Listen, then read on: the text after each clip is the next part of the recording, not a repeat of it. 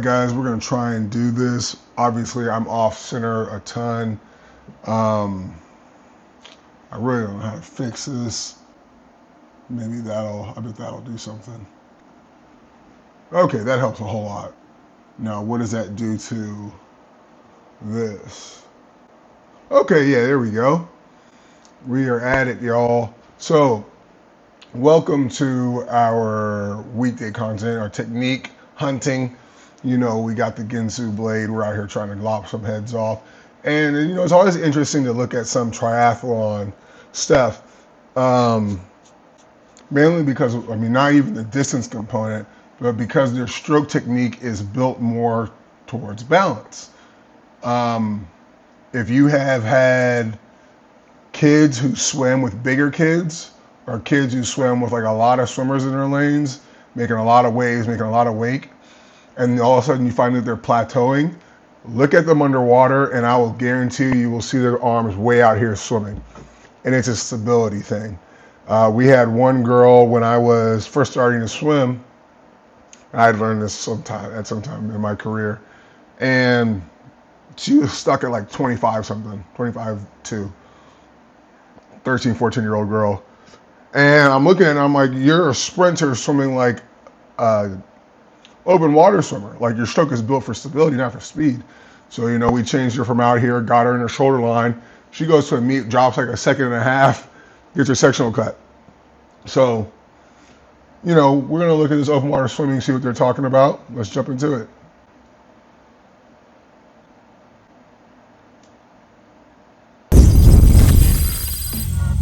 Okay, so let's start with a few of the basics. Freestyle is performed on our front, face down in the water, and we should be striving to keep our body as level in the water as possible.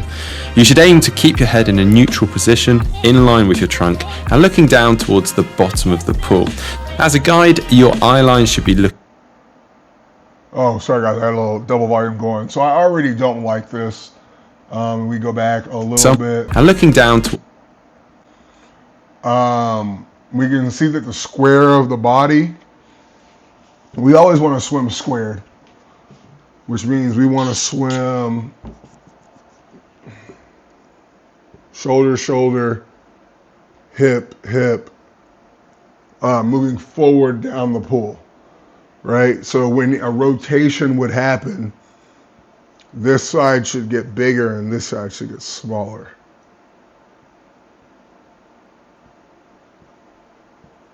Right? You see how I'm drawing depth. I used to be a big time art kid. Oh wow, that's just not big enough. Sorry about that, guys. So the shoulder should be moving towards the screen. But when we look at him, we look at his shoulders, he's definitely turned to the side. Well, I'm not gonna say definitely. He could be reaching forward, right? To me, he looks turned to the side. And the big thing that gives it away is his hips. Sorry, I gotta remember not to fall off the frame. It's his hips. His hips are turned sideways, which to me means that he is outside of his shoulder line. Second thing is where his pulling arm is. It is here.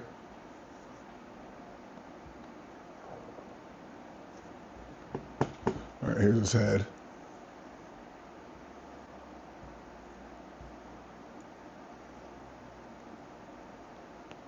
How close? He's right underneath his chin.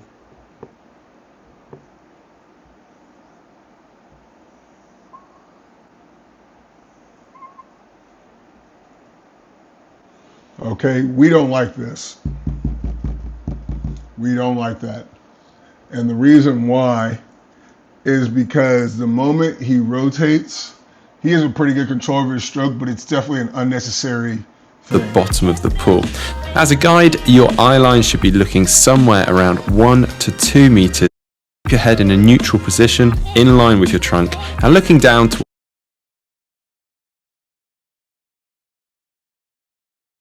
So we see him, he's here, he's sweeping out, in line with his shoulder line, which means he's opening his chest, he's losing power.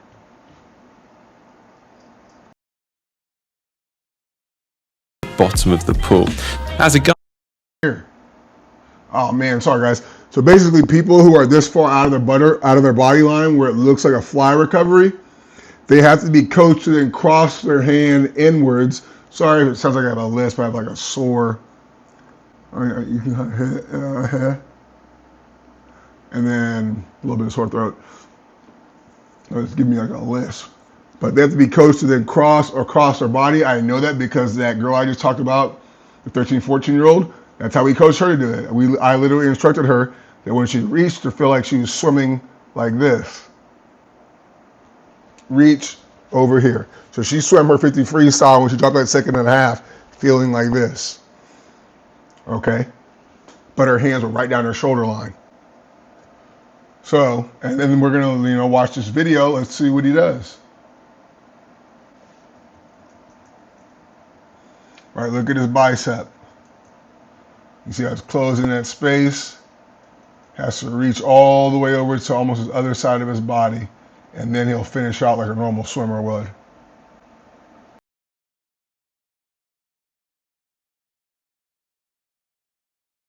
Your eye line should be looking somewhere around 1 to 2 meters ahead of you, but try to avoid lifting your head too much, as looking forward can create tension in your shoulders and cause your legs to head too much, as looking forward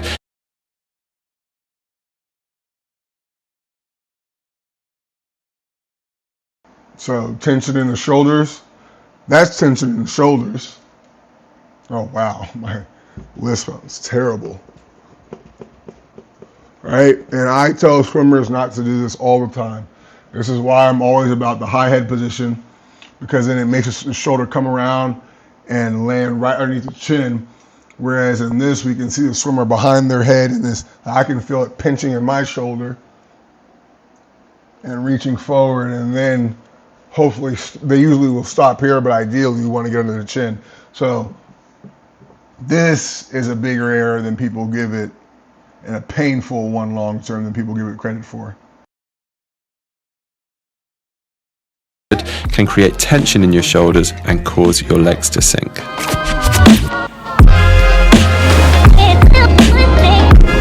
Now let's take a look at the hand entry. Your fingers should enter the water first with your palms facing down. This should enter directly in line with your shoulder, and this puts your hand in a position that allows you to flex the wrist just a little bit, all whilst keeping your elbow slightly higher than your wrist.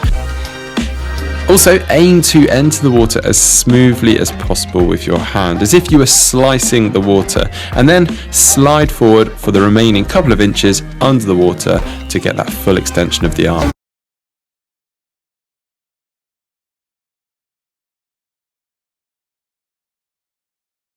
So, having a clean entry is not, I mean, it's definitely about the fingertips first, but it's about the inside of your elbow joint.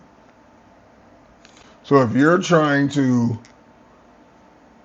swimming underneath your chin like you're supposed to be, I always tell swimmers this: as you're reaching under your chin, try and strike the water with the inside of the elbow joint as you go under your chin. And you can be as aggressive as possible if you can do that. You're not going to slow down and be clean. You bring the recovery around, and you try and drive that shoulder to your chin as quick as possible, but you try and pop right there, your elbow joint on the surface. You have clean hand entries, and you get to be aggressive, which we need to be when we're swimming.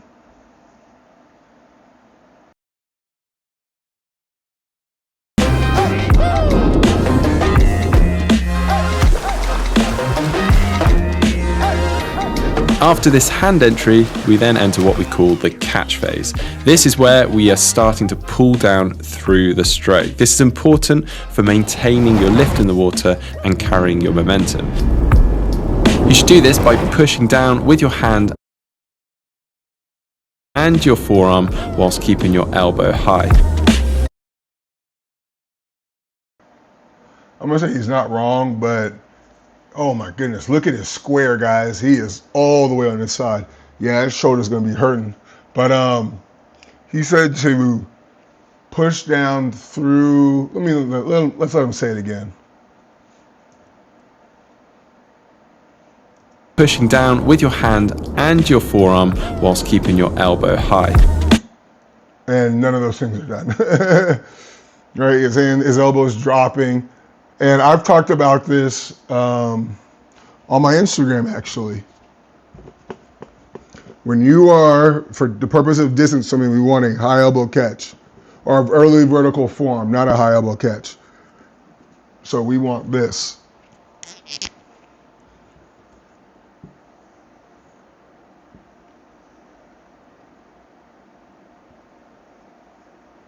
Right? Now, as you were seeing with this guy, when he goes to bend his elbow, what happens? The elbow drops.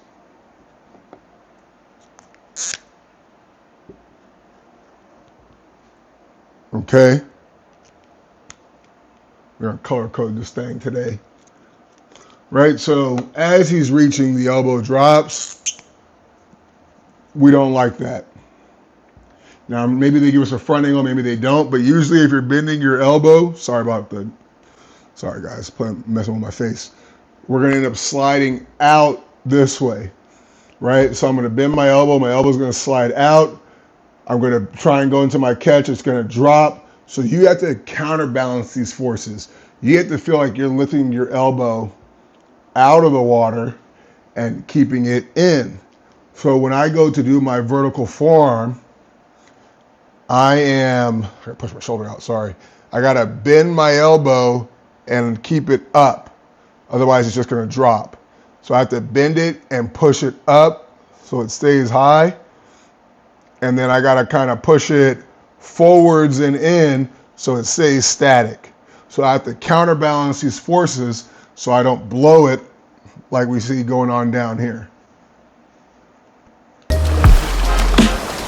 Search for a purchase of the water and hold on to this throughout the catch phase. A good way to imagine this action is that you're trying to put your arm around a barrel.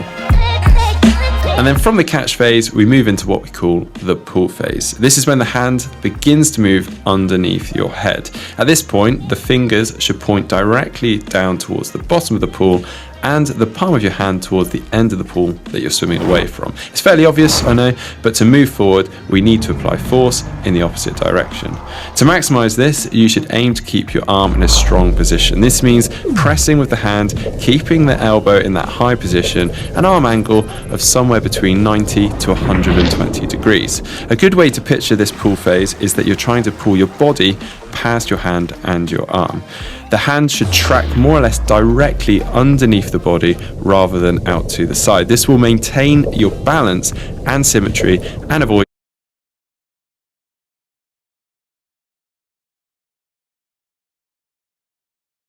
Okay, so we see this error. Remember, so we know he's rolled to the side. He's sliding out, completely disengaging his chest. He's losing his power. All right, now let's watch. So this guy, even though they're saying to pull with his forearms, these are symptoms to me of pulling with your hand. And I say that because when he goes to actually begin his pull, his hand comes in. Like his elbow, his upper arm stays out, but his hand comes in.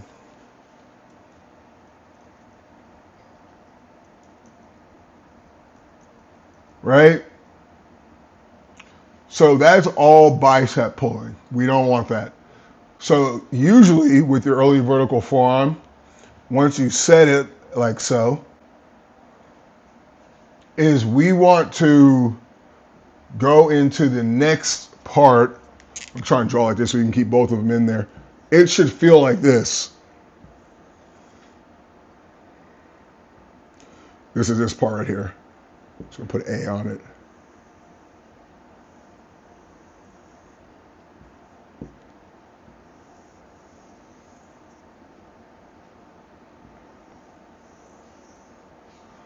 That's what it should feel like. Okay, it should feel like your pull goes from here to here. I can't do it that way. From here to pointing backwards with this part of your forearm. So if I'm here, I'm up top, I have a good vertical forearm. When I keep going, boom, now it's pointed down to my feet. This feeling is crucial because it means you're going to maintain this through that, I think you said the catch phase. I don't call it that. In Ray's Club, they would call it the lift phase, which it's a little bit more detailed. It's kind of a combination of both, so both of them are kind of right, but it's this feeling you got to have. And when that happens, that means we're pulling through up here, which means our power and stuff is coming from up in our shoulder, chest, trap area. Okay, additionally, this part went down, and that made everything else go down, right?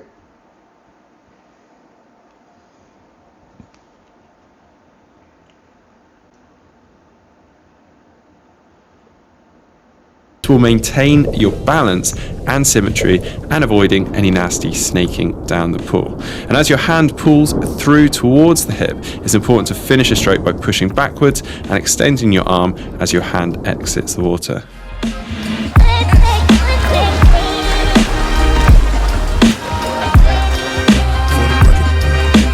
And now we're moving into the recovery phase. As your arm exits the water at the back of the stroke, you should start by bending your elbow as if you were trying to point to the roof of the pool with your elbow, or sky if you're really lucky. To actually get the recovery effect of this, it's important to try and lead with your shoulder so that your arm stays relaxed. Your hand and forearm should more or less dangle as it comes through before extending the forearm out to re-enter the water at the front of the stroke.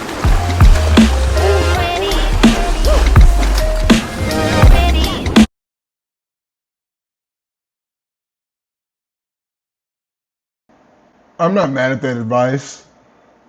I would say that if you're a super beginner, which is what it sounds like this is catered to, or you're an 8 and under,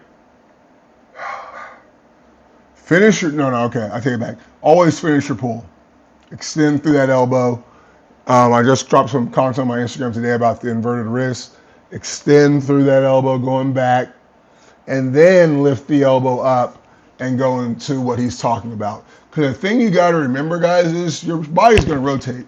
So if I'm extending here and my body rotates, it's going to naturally bring my arm up to the surface. All I got to do then is just get to my spots. So I disagree a lot with what he just said. Let's see, we got drills next.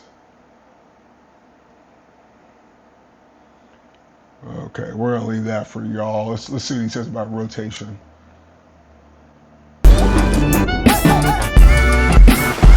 Now, as you begin to master the freestyle stroke, you may want to look at rotating during the stroke too. Now, this can be fairly complicated to get the hang of, so make sure that you're comfortable swimming before embarking on any rotation. By rotating, you're able to utilize the larger back muscles and to stabilize the stroke. And by rotating the whole body around, taking one shoulder out of the water also means we reduce our surface area in the water, therefore making ourselves faster. To rotate, both your shoulders and hips should move in sync rather than one leading the other. Now, this movement can also help making the breathing action more natural rather than feeling like you're craning your head around for a breath. And on that note, a good tip for the breathing is to start your breath as your hand exits at the back of the stroke. And as the arm comes over to Okay, so that right there, that's all garbage. All of it. 1000% straight garbaggio. Okay. movement can also help making the breathing action more natural rather than feeling like. So he's blowing his air out when he's done with this pull. So he's going to be super low. Craning your head around. Right here, there's nothing supporting his stroke other than lift. His air, he's blowing out his air in his lungs, so he's heavy. He's got his head in the air and his arm in the air, so adding the weight of gravity, and it's all bad. Okay? If anything, you want to use your pull to mask your breathing. And I don't mean that by like hide your breath in your pull. I mean, I'm going to hide the sinking effect of my head, the gravity, by breathing over my shoulders so I can breathe through my pull and then get my head back down to my body line in time. Let's see, right. Get some other. And on that note, a good tip for the breathing is to your breath as your hand. Right there, he says, take a breath as your hand exits. This has been a universal no-no. So this episode says it's 6 years old. This has been a universal no-no at least the last 10. If you want to go to when people started trying to copy Nathan Adrian, that would have been 2012, I believe. Okay, so this is really, especially as a distance swimmer, I'm going to say this is really bad advice. Sits at the back of the stroke. Yeah, you want to breathe. Now, if you want to breathe early and then keep breathing through here so you can get like a nice 2-second breath, that's one thing. I can live with that. Oxygen's always good for distance swimming. But just this right here, breathing late, nah, that ain't it, boss. And as the arm comes over during the recovery phase, imagine that arm then forces the head back into the water as it passes the head to end that breath. Well, that's it on the freestyle stroke. And if you'd like to get more swimming videos from GTN, you can click on the GTN icon on screen right now and actually subscribe to the channel.